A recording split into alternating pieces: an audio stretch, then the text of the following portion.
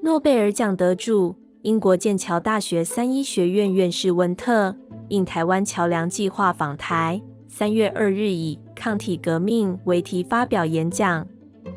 中研院院长廖俊智指出，以演化为工具的研究思维是当代生物医学研究的重要核心。温特因发展视菌体展示技术，掀起抗体革命，于2018年与 George Smith、Francis Arnold 共同获颁诺贝尔化学奖。温特不仅是成功的科学家、发明家，也是成功的创业家。他创业的目的不是为了赚钱，而是拯救生命。他创办多家新创公司，研发制造新药，其中抗体新药 Humira 自上市以来，全球销售额逾2500亿美元，成为全球最畅销药物。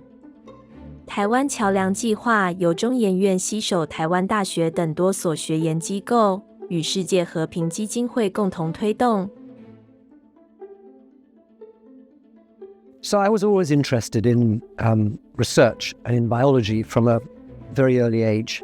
I was brought up in West Africa, and the place was sort of teeming with life, snakes and lizards and cane rats. And the particular experience I remember was a scientist bringing a turtle to school, a huge turtle to school. And I thought this was amazing. And I asked him what he was, and he said he was a marine biologist. And I thought at about the age of 7, I want to be one of those people who does that. Then when I came back to England, I went to secondary school. We started work on, at the age of 13, we started doing chemistry. And it was practical chemistry, and I love that.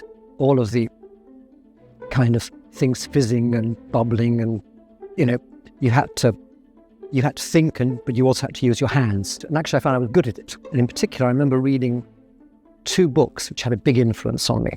One was a book by James Watson on the double helix, which is a fascinating tale about the life of scientists, which I thought was really inspirational.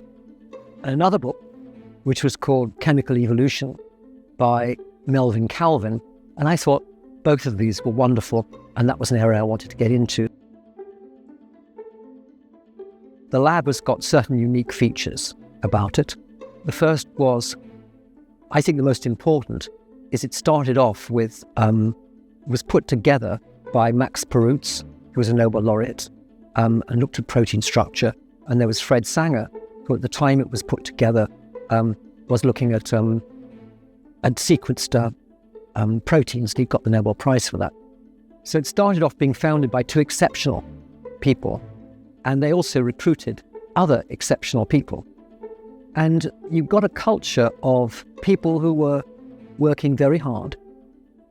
They took science very seriously.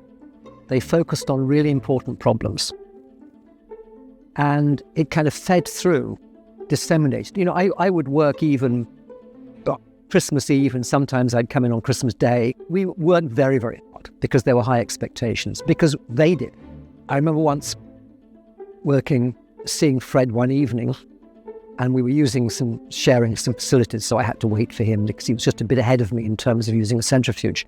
I often used to see him when I came in the morning, and he left at about midnight.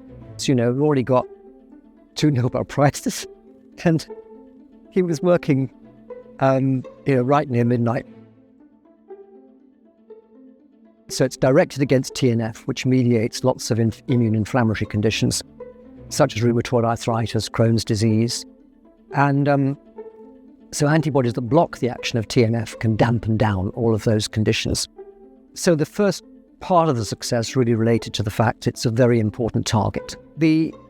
Another part of the success, it was actually the best antibody. It had a very tight binding affinity. It could be concentrated without forming aggregates, which meant actually you could give the antibody subcutaneously by the patient, so the patient could inject the antibody themselves. They didn't need to go for a clinician to inject it. And I think the third reason related to the commercial strategy of AbbVie, which was lots of clinical trials, get lots of disease indications, securing marketing approval, taking out lots of patents on lots of different aspects of it, so as to make it more difficult for other people to copy and use the same information.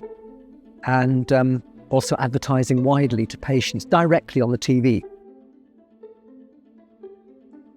Well, there's lots of things one can do, but as a biotechnologist, what kind of thing we can deliver is a rapid means of identifying the pathogen, usually by DNA sequencing, a rapid means of identifying infected individuals and infected environments, a rapid means of creating and scaling up vaccines and drugs, small drugs. A lot of that's already in place, but I think we could do a lot more already in doing that, in anticipating the next pandemic.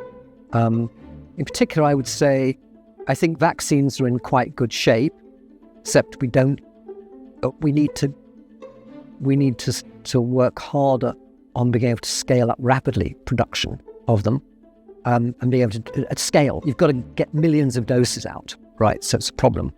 I think the area that is scientifically more tricky is creating small molecule drugs for inhibiting viral replication. And I think there's a lot more we could do to isolate from so many different types of viruses these polymerases and develop small molecule drugs for them.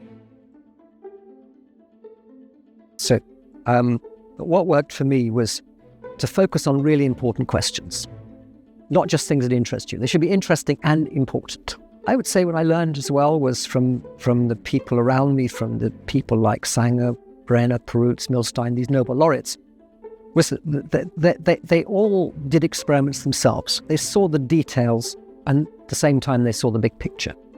And that was combined in one individual. And that was quite important. And I would say the other thing is learn to present your work with as much clarity as you can. That's both important in science and in business, in spelling out what it is that you've done. So those are the kind of things that I've found to be important I've learned and found to be important in my own development.